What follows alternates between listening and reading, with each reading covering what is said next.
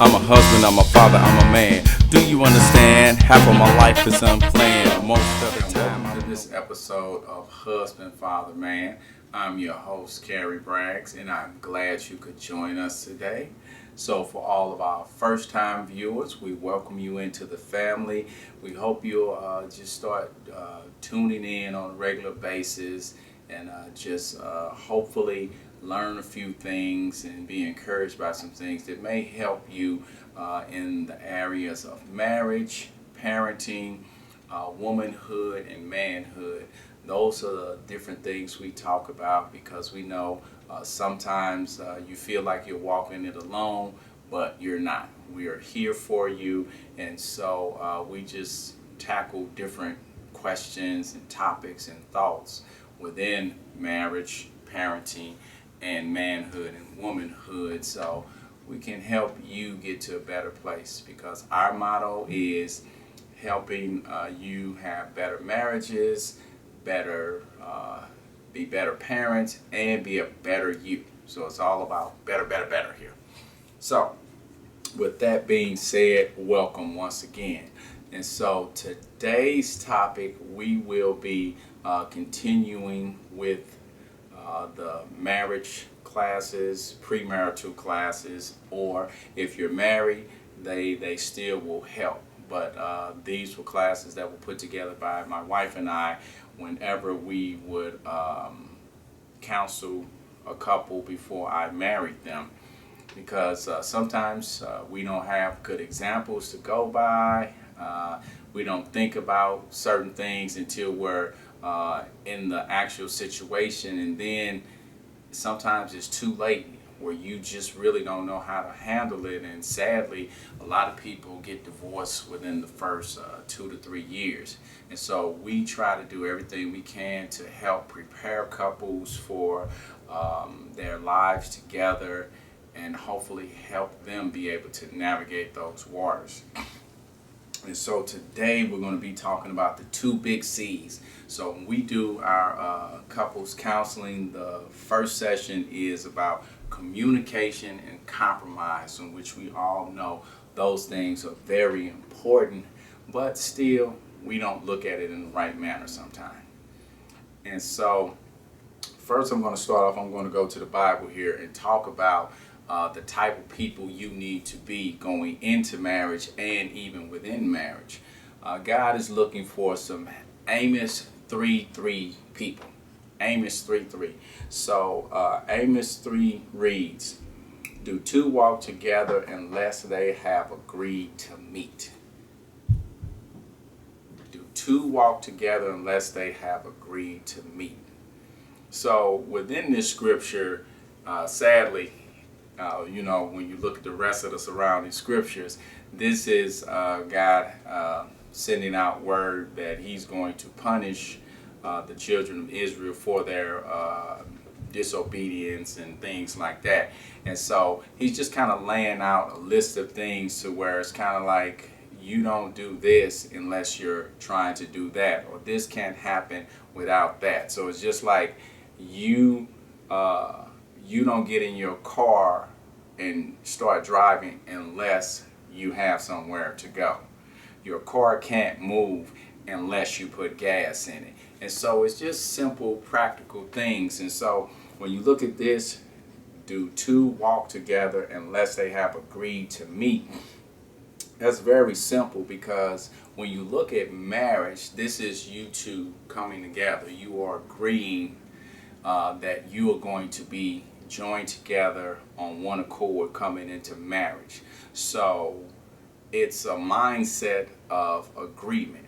It's something just that simple, that you can't walk together unless you agree to walk, unless you agree to meet up, and then you can walk.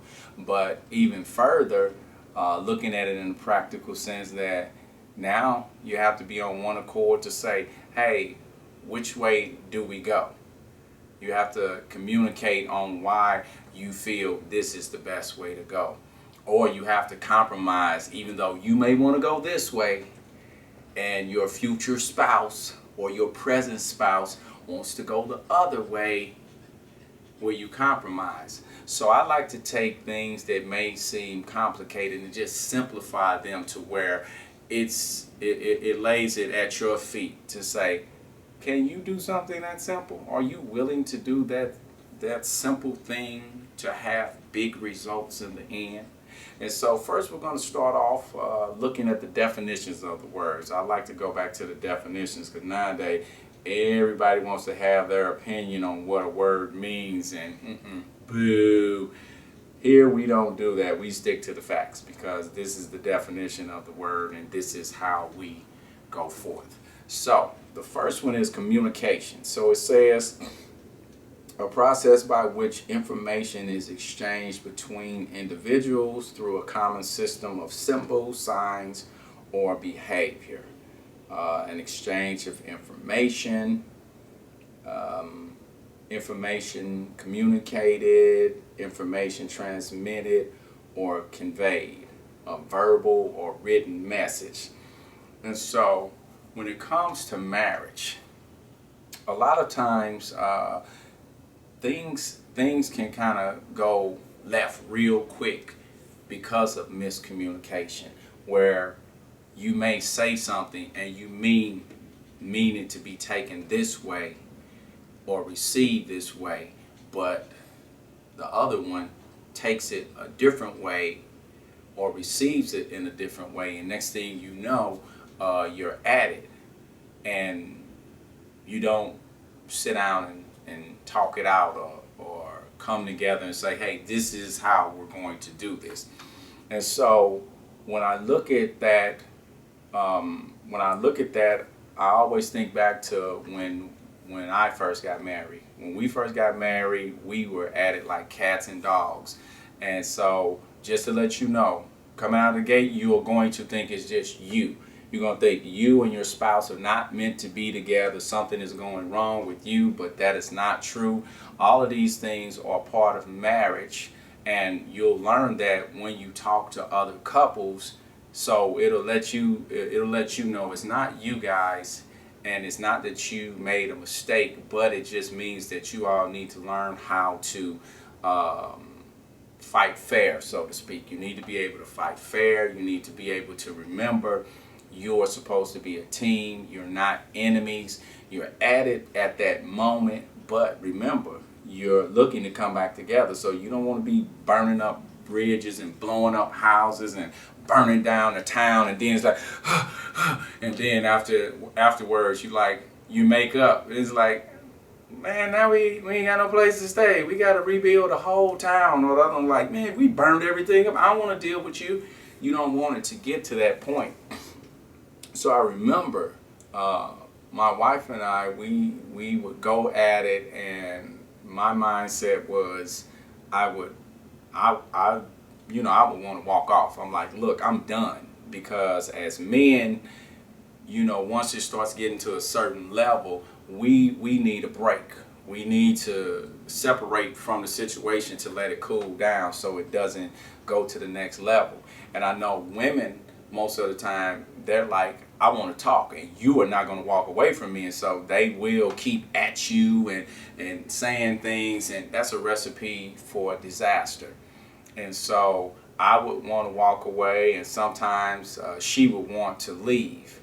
And that wasn't good communication, because I wasn't okay with her leaving, and she wasn't okay with me walking away from the conversation. And so we had to agree that we were going to sit down and start, just once we got to that point, we were going to sit down and kind of just restart everything. Stop yelling at each other. We're going to agree that we agreed that we would sit there and we would talk things out. So one thing that helped with communication was saying I feel statements. So I could do something and she could feel that I did it on purpose. And so let's just say I was late and we were supposed to be going somewhere. So she'd be mad at me, and she'd come to me and she'd be like, hey, you made us late on purpose, and I don't appreciate that you always doing this stuff, when we're trying to go somewhere. So to me now, I'm being accused of something, that I'm doing this on purpose. But if she says to me, hey, I feel like when we're going somewhere that you really don't care about us being on time. You really don't care about my feelings with us trying to get there on time and not be late and things like that. And so when she says, I feel that this is what's going on, that allows me space to say, well, no, I'm not doing that on purpose. It's just that sometimes the time may get away from me, and before you know it, we're late. So with that I feel statement, she didn't accuse me, but she did. She was able to say what it was she wanted to say to me on how she felt, and I was able to hear her without feeling like she's coming at me, but she's talking to me, and I can say, well, no, I didn't mean it that way. And you see, it allows room for a conversation. And then also within communication, another one is for us to be able to give each other room to speak.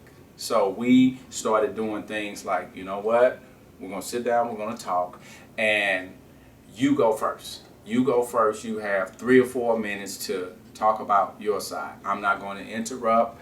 I'm going to sit here and listen. And then it's my turn. And so within that, we built a bridge as well to be able to communicate with one another. So while I'm sitting here, I'm actually listening to her. I'm not just waiting for my turn to shoot back at her, but no, I'm actually listening, and I'm saying, okay, that makes sense. Well, I didn't look at it that way. Why? Because I'm listening. I'm allowing her to communicate. I'm allowing her to transmit this information to me and let me know what's going on in her heart and in her mind. And so I'm taking that in, and then once her time is up, then I'm able to respond. So it's all about truly being on that one accord where you actually say, hey, we're not enemies. This is off track right now, but it takes us working together to get it back on track. But if we allow pride and stubbornness to come in between us, then we won't be able to build that bridge of communication. And so the next one is compromise. And so even within that, they're close. Communication and compromise are very close, but they're slightly different, because just for us to be able to agree to sit down at the table and discuss things with each other, that was a compromise there. Because as I told you earlier, I would say, hey, I don't want to talk right now, we'll talk later. She was like, hey, I'm ready to leave and go somewhere and I'll be back later. And we compromised and said, I'm not going to walk off. And she said, I'm not going to leave. Now, we also put something in place within that to where we agree that, hey, if it's okay with you, babe, I would like us to leave this alone for a little while. Give me a chance to think it through, calm down, get a little space or whatever, and then we come back and we discuss this. And then with her, she would say, okay, babe, can we just pick up on this later? And then I go and just take a drive and everything, and then I come back later. So we compromised, and we had to agree that that was okay for us to do that. Or if we said, no, I think it's important we take care of this now, then we came together and we took care of it right then and there. And so let's look at the definition here of compromise. It says an agreement or settlement of a dispute that is reached by each side making concessions. Settle a dispute by mutual concession. Accept standards that are lower than, accept standards that are lower than is desirable. Okay, so within that, it's saying you're coming together. So once again, an agreement or a settlement of a dispute. So it's just like when people are going to court over certain things and they lay some terms out here and say, okay, so how do you want this to go? You know, it may be dividing assets or something. Hey, I want this. Okay, I'll give you that if you give me this. I'll give you that amount if you give me the house. Whatever it may be. Ooh, and I know some of that was a bad example because that's usually what happens in a divorce. So, so we're going to strike that example from the tape. But you know what I'm saying as far as this. It may be something as simple as one of you may always, when you go out to dinner, one of you may always want to go to a certain restaurant. You love this restaurant, so you always want to go to it. But remember, it's not just about you. You have your spouse, and they have feelings too. They want to eat different things too. And so you should be willing to compromise and say, hey, you know what?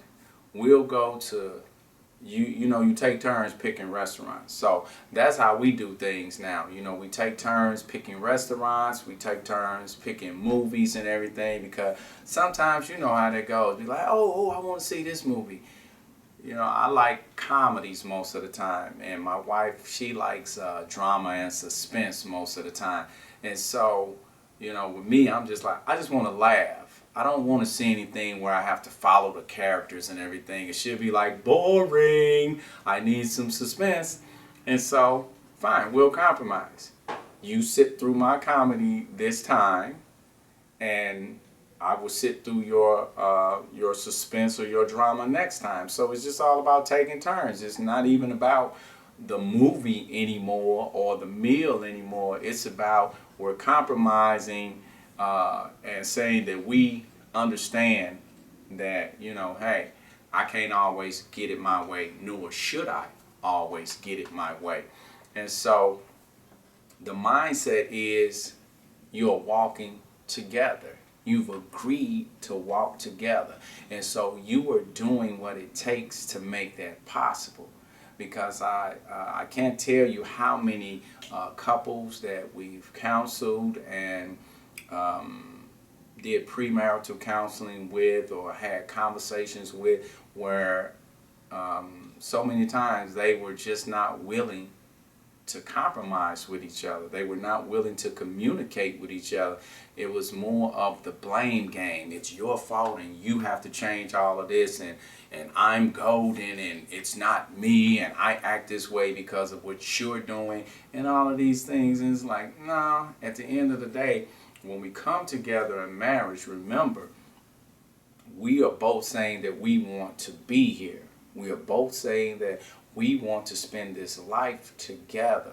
We are both saying that we're supposed to love each other, treat each other with respect. So you have to ask yourself, are you going to hold up to those vows? Because it's not fair to be in the marriage and only seek what you want out of the marriage, but you're not willing to give. And so it starts with good communication, and it starts with being able being willing rather to compromise with one another, because both of those things show that you are trying to actually come together and make things happen. You are listening to one another. The other is listening to you. You are giving to one another and you are receiving from one another, and that's how marriage should be. So if there are issues in that area, this is the time, as I said, with you taking notes on seeing where you and your future spouse are with the numbers of communication and compromise, whether you feel they're at a certain level and it needs to come up, or they may feel you're lower, but you come together and have that conversation and honestly share with one another what you actually need, and then you work to supply one another's needs. And when you do it that way, you can't go wrong. And so now, all the things that you wrote down from the first video about where you think your spouse is on communication and where you think you are on with communication. And you were supposed to write down what number you felt you were at and where your spouse was between 1 to 10, 1 being lowest, 10 being highest. And then you were supposed to write down why you feel you're at that number and why you feel your spouse is at that number. And so you're supposed to do that for communication and compromise. And then after this video, you're supposed to sit down and discuss those things. Because with video 1, you were supposed to put those things together. You were not supposed to discuss them. You were supposed to watch this video, and now after the video, you discuss those things and see what you can put into place. Because that's another thing. You have to be intentional on making things work within your marriage. Things are not always going to fall into place. Love is not always going to rule the day. You have to put in some work and show that you want to be here and that you are both going to do your part to keep this marriage strong and truly be on one accord and defend it at all costs. And so that's all I have for this video today on husband, father, man. So I hope that after the video you're able to sit down, have that good conversation, compare your numbers, have a good conversation and put some things into place that may work best for you and your situation with how you communicate and compromise with each other. But this should take things to another level, and it's also, I call it putting a brick into place to strengthen your foundation or upon the foundation you're building upon. It puts a brick into place that you two came together, you put that into place, and you both honor what it is you put into place. So I will see you on the next episode of Husband, Father, Man, and you have yourself a great day. Take care. Till I get a phone call or maybe a text saying, could you pick the kids up from soccer, grab some cake mix, and you know I only use Betty Crocker.